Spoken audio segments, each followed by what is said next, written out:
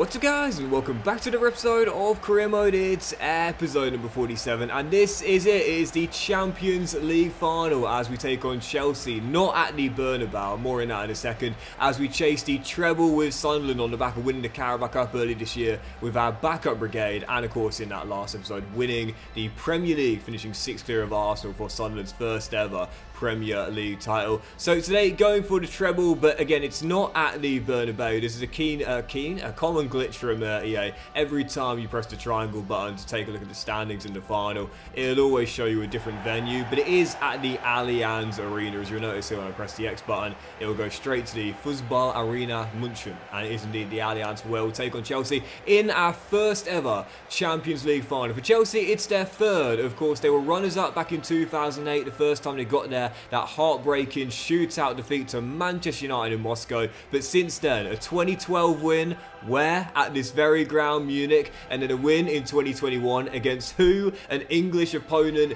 in Manchester City. So Chelsea have the experience, we do not. It is our first ever CL final, and on the back of winning the Premier League title, honestly, I won't be gutted if we come up short here. I'd say it's dead even as to who has the best shot of winning it. I'd probably put Chelsea as slight favourites despite us having a better domestic campaign than them, because we've got a losing record against them in the save. But I personally would say it's dead even in terms of quality of the teams as to who is going to reave with the grand prize of the Champions League. So this is it, our final game of the season. It is Chelsea in the Champions League final at Munich as we go for a treble, and the perfect way for our best ever season of the save to come to an end. Champions League final for the first time in club history.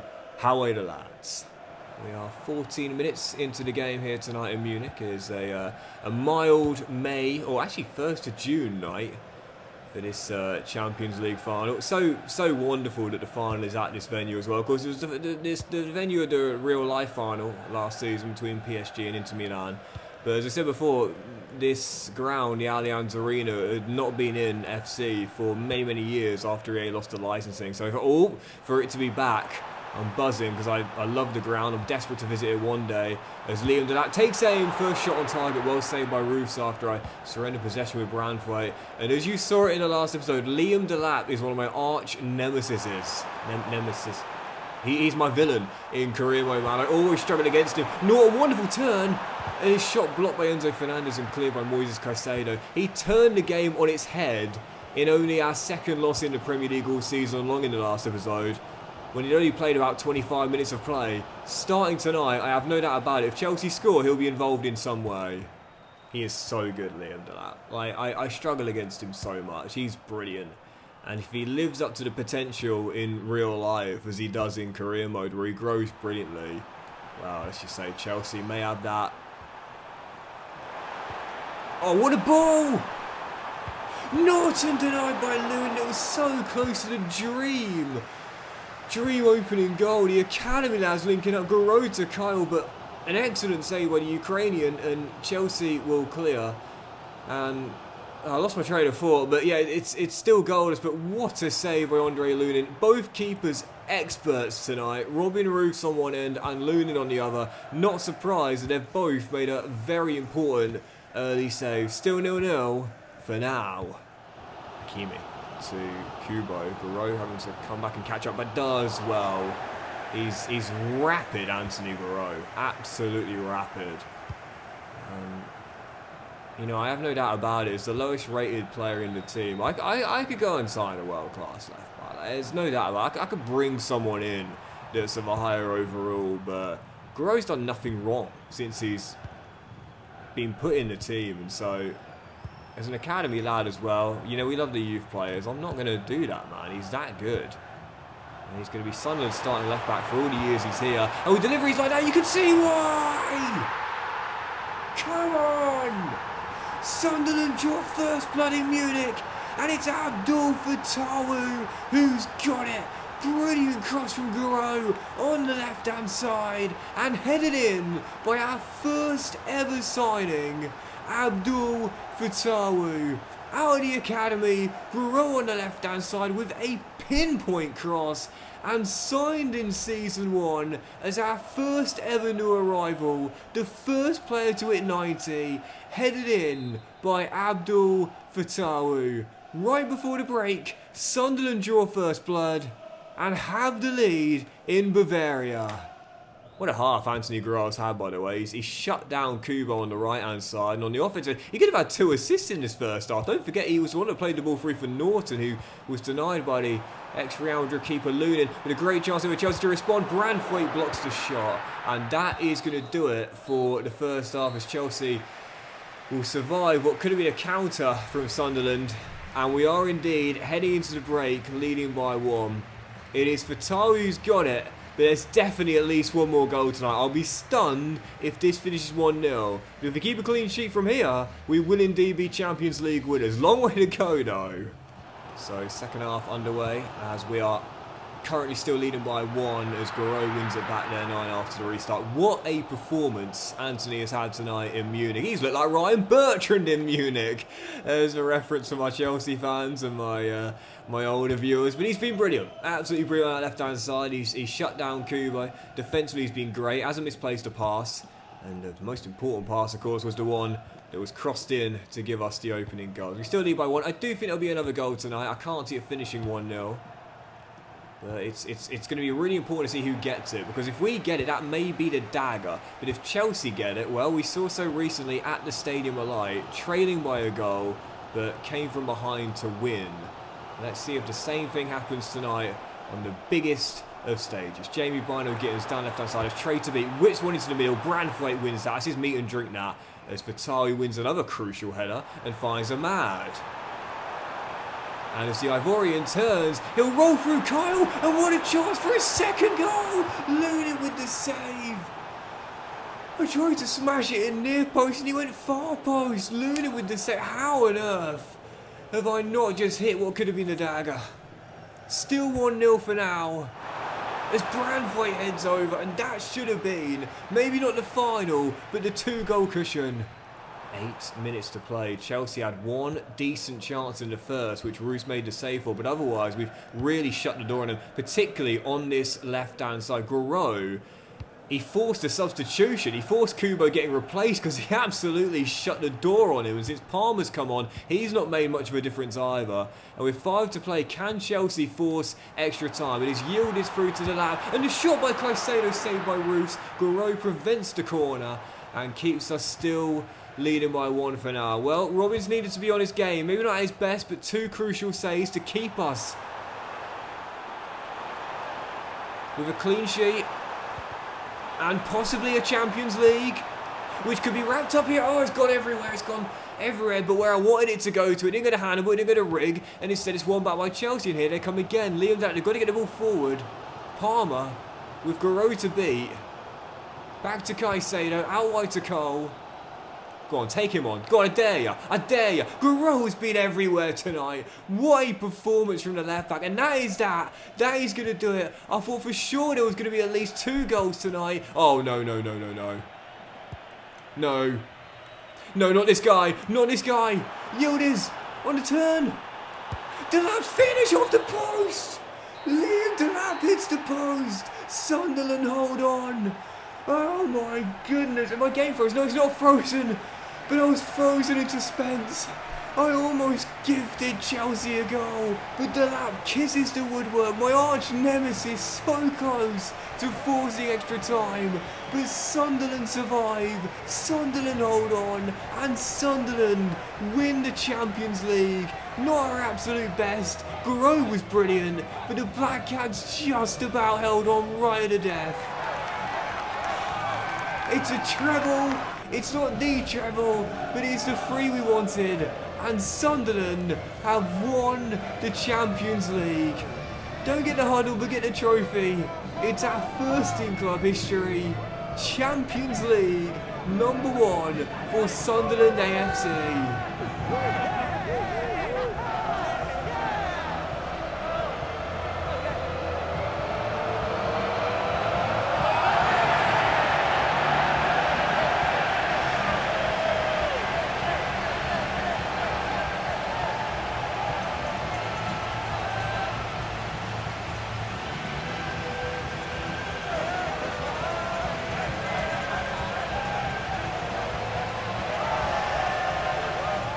cool. Got a couple of PlayStation trophies for that as well. But the only trophy I really care about is the Champions League, and we've got it, and it's returning to the northeast of England as Sunderland win it for the first time ever. Not a classic of a final, I'll be totally honest, man. I've had some wild Champions League finals over the years. That is not one of the most memorable, but it is a win no matter how you look at it, as Sunderland survived the late scare to win their first ever Champions League and wrap up a magical 5th season at the Stadium of Light with a treble.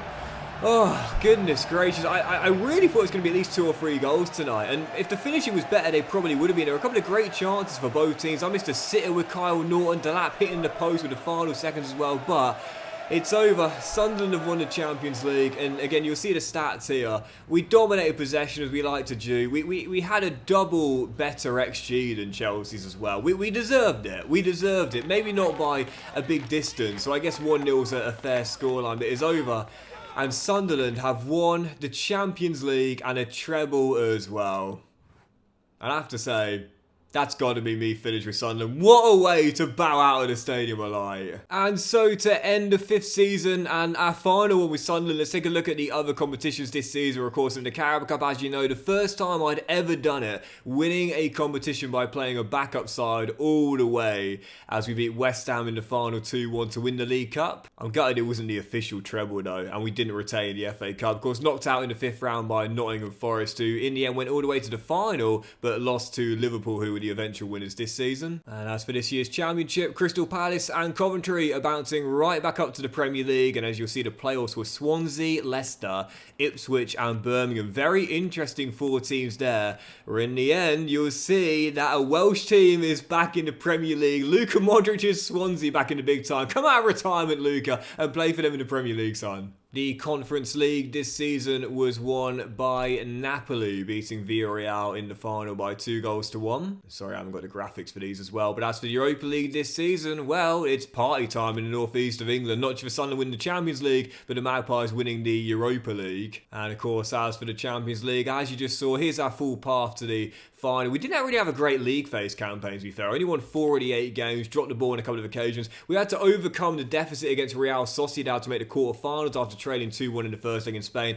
We thrashed Atalanta in the quarterfinal, where we were sensational in the first leg. Beat Man City 2-0 in the semis, and of course winning that all-English final for that first ever Champions League as well. And so that is it. Not just for the season, but our tenure at Sunderland comes to an end because, I mean, if we want to try and run it back, that would be awesome, but I am more than happy on ending with a treble. Maybe not the official treble. I so badly wanted to retain the FA Cup, man. You got no idea. We didn't retain a single trophy in the seasons we were here with Sunderland, to be fair, but I'm more than satisfied on ending with that variation of a treble. The League Cup for the first time in the save. Maybe not the FA Cup, but the Premier League and the Champions League. What a way to bow out with the Black Cats. We've taken them to the pinnacle, not just of English football, but European football as well. We built an amazing team, and I love how we built the team as well. It was the perfect balance of players we inherited,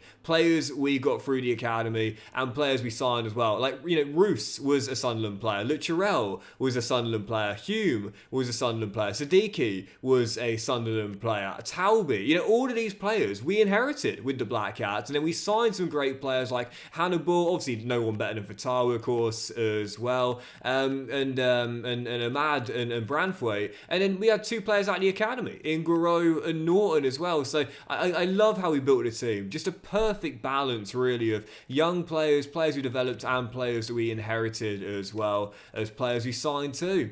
And yeah, I'm more than happy ending there, man. What a tenure with Sunderland. 5 major honours in total with the Black Cats. The Conference League, the FA Cup, and of course the League Cup, Premier League and Champions League this season as well. Plus a minor honour in the Community Shield as well. So actually, thinking about it, there's only 2 trophies that you could possibly win with a Premier League side that we didn't win. Can you name them? Well, I'll help them out if you don't know. But it's the Europa League, of course, and also the Super Cup, which we'd have a chance to win. Oh, that's a good point now. If we did stay, we could go for the Super Cup.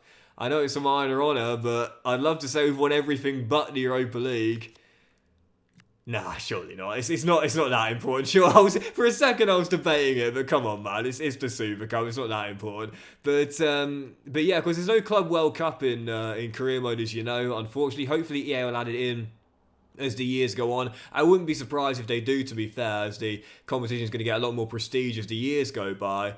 But yeah, only two trophies we could have won we didn't win in the Europa League and the Super Cup. But I can live with not winning those two trophies. I can live with not winning those two when you consider everything else we won and what we did with this Sunderland team. Not just in the 5th season, but throughout all the 5 seasons we've been here. It's been an amazing tenure with Sunderland. I've absolutely loved developing this team from the very first season where we had a struggling season. It was a tough season, but we got through that, and since then we had a great rise to going all the way to becoming the best team in England, and now on top of European football as well. It's been such a fun team to build. The Mackems, as we know, are such a passionate fan base. It's my second time using them. I've loved both times using them as well, and it's been great, man. There's some amazing youth players here that would be featuring from next season onwards if we were to stay, but yeah, I think it's the perfect time to bow out. We can't get much better than a treble. In fact, I may not ever get better than a treble than this,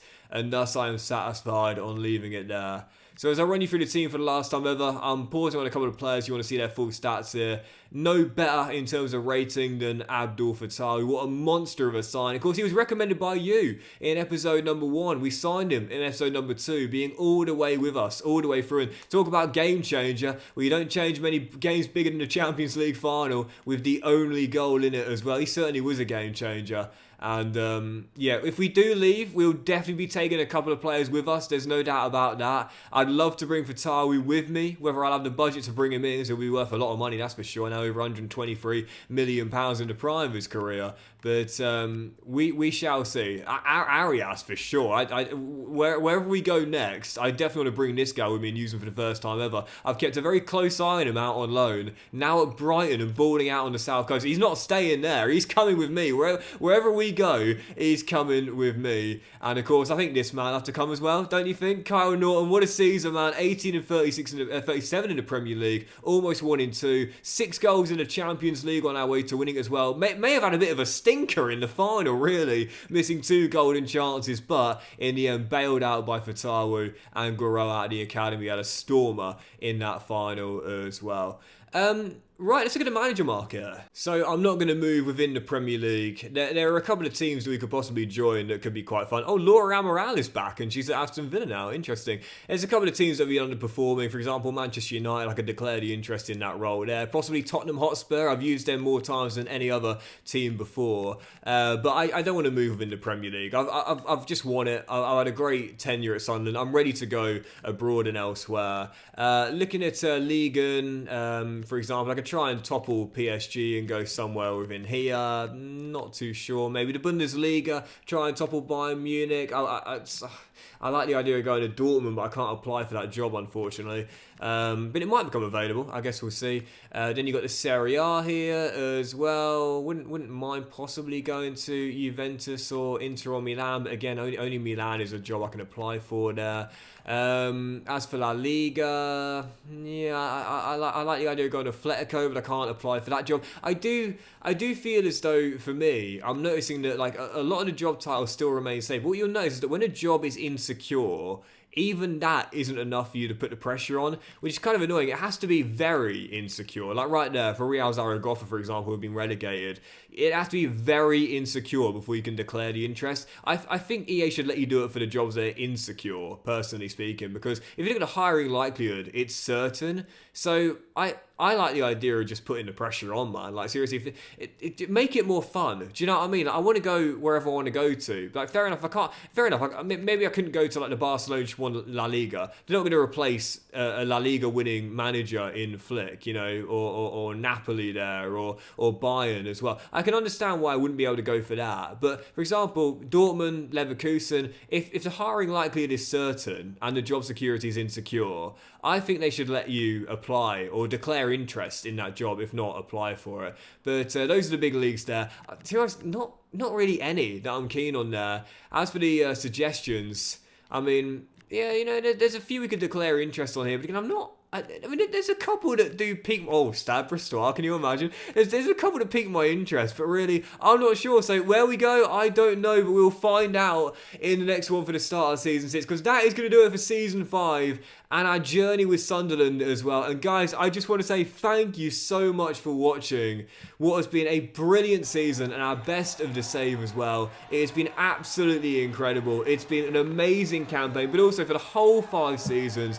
What a great tenure. What a great journey. What a great time with Sunderland. And one last time I'll say, how are you the lads? Thank you to the Mackhams, and what a time in the northeast of England as we bow out with a Champions League, Premier League and EFL Cup treble. Have a brilliant day, guys. Much love to you all. Thank you for watching, and I'll see you for the start of Season 6 at a brand new team very soon. And before we get there, enjoy this goal of the season compilation in our last year at the Stadium of Light.